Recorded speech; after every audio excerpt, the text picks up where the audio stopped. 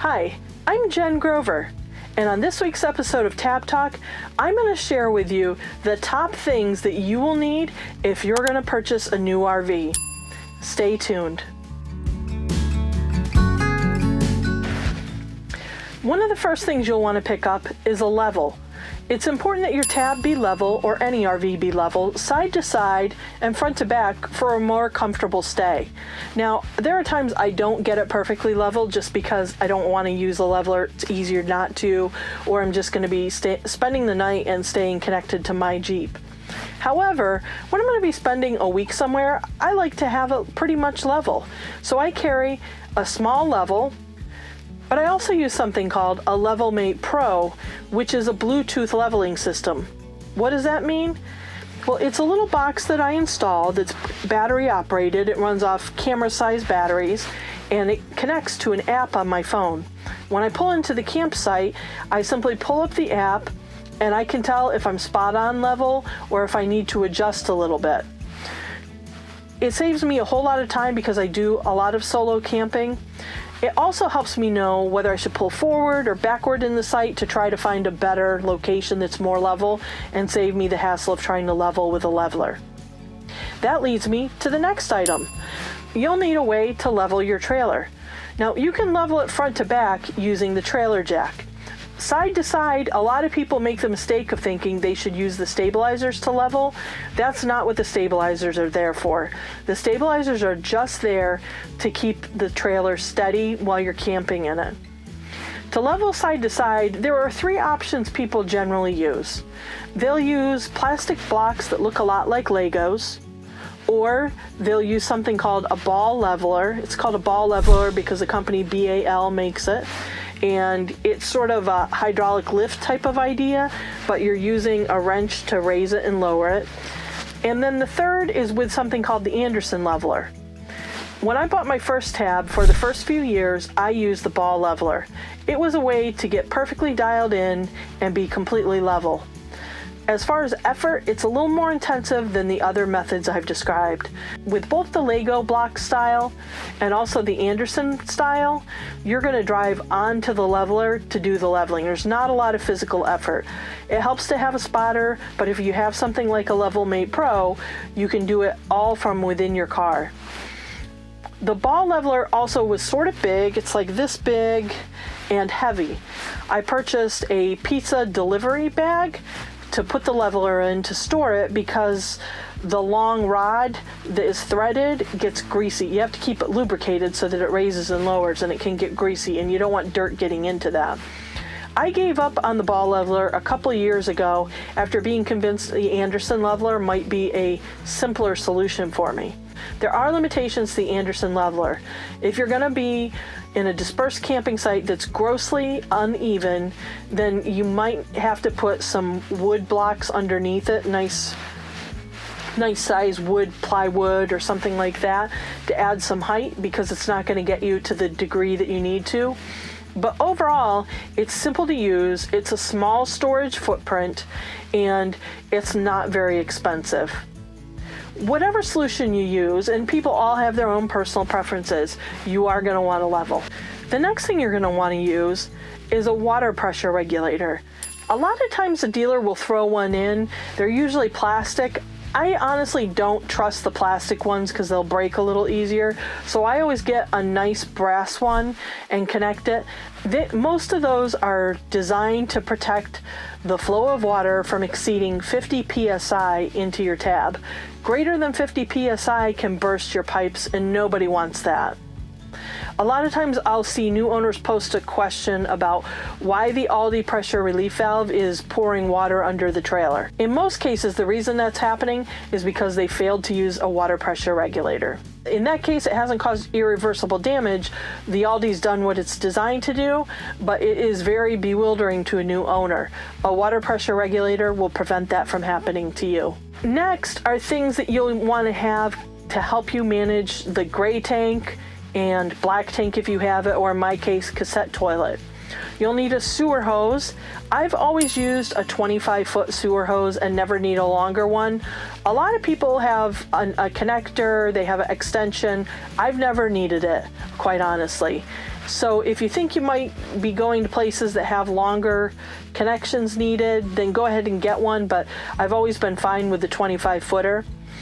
I also recommend getting a wrench, and it actually looks sort of like a wrench, for dump stations where the top on it, the cap on it, is really tight and you can't get it off with your hand.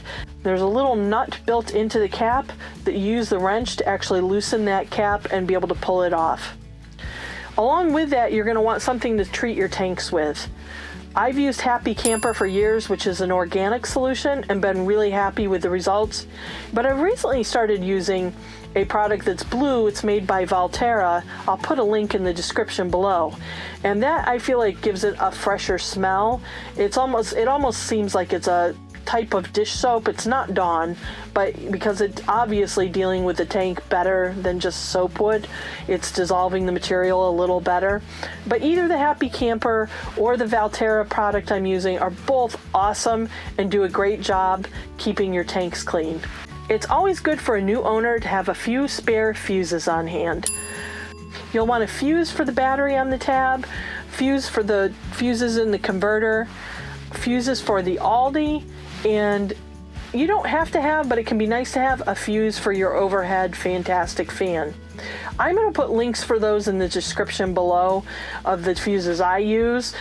Nobody wants to see their trip ruined because they blew a fuse and can't use the outlet or the appliance that they want to use. So go ahead and pick up some fuses so that you have a small kit on hand. If you have a new trailer, or even just new to you trailer, you'll want to make sure that you have a way to lock it, and also you have good insurance.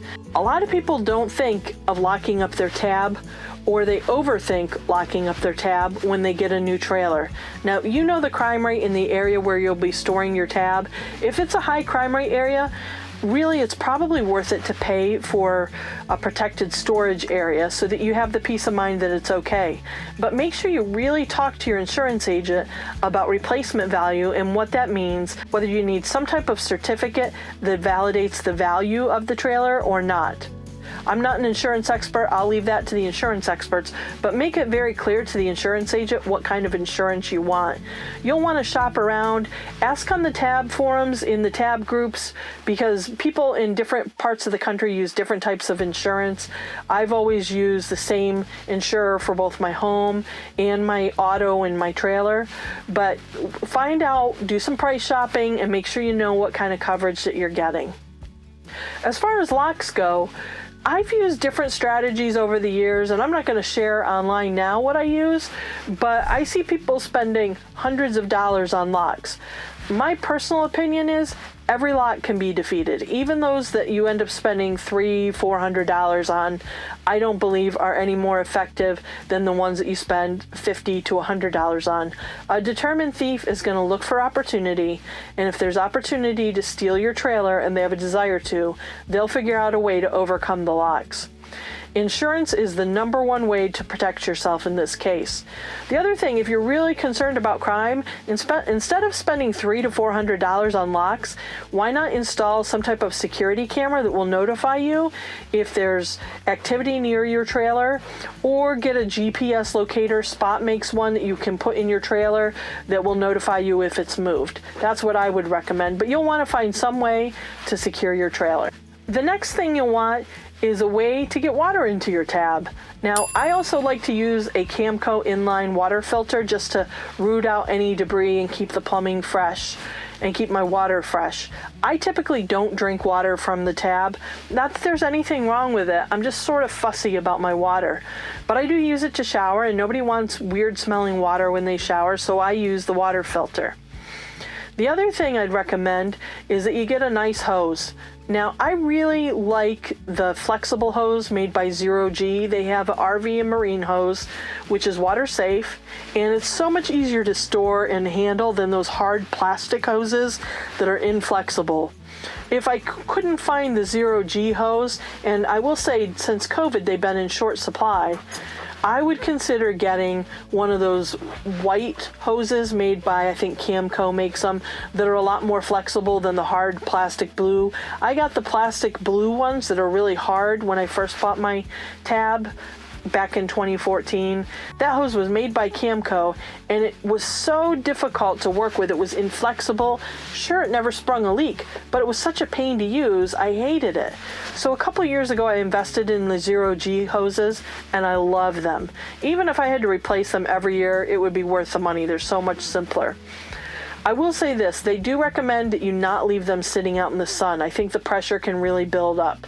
So bear that in mind if you're camping and you're using a 0G hose. You don't want to leave that connected in the sun. You'll want to pick up a 2-inch ball and a hitch for your receiver. A standard tab, which means a non-boondock tab, from ground to coupler is 16 inches. If you want to know whether you need a drop hitch or not, go out to your tow vehicle with the hitch installed in the receiver and the ball attached and see if it's 16 inches from the ground to the top of the ball. If your hitch ball is higher, you'll need to pick up a drop hitch. They usually come in 2-inch increments, or you can get adjustable ones.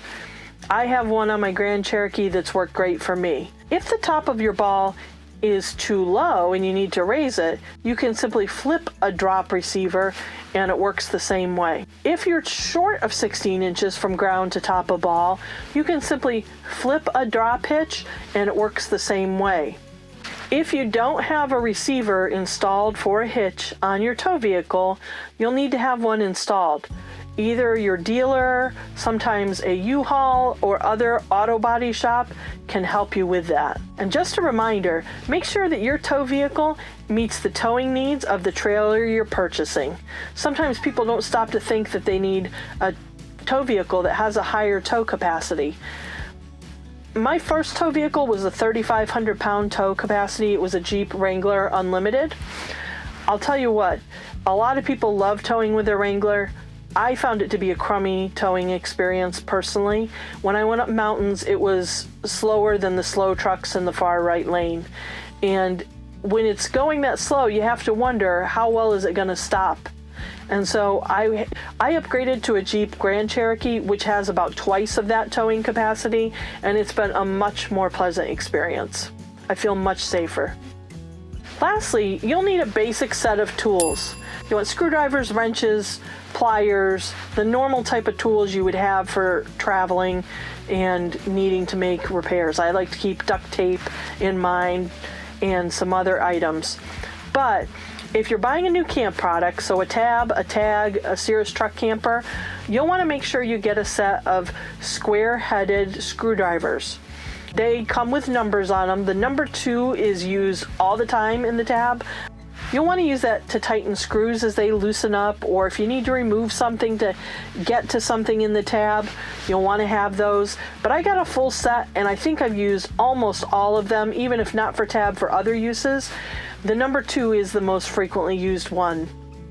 I hope this has been helpful for you. I know it can be overwhelming. You think you've just spent all this money on a new trailer and now you have to buy the supplies, and that adds up too. But it does come to an end eventually, trust me.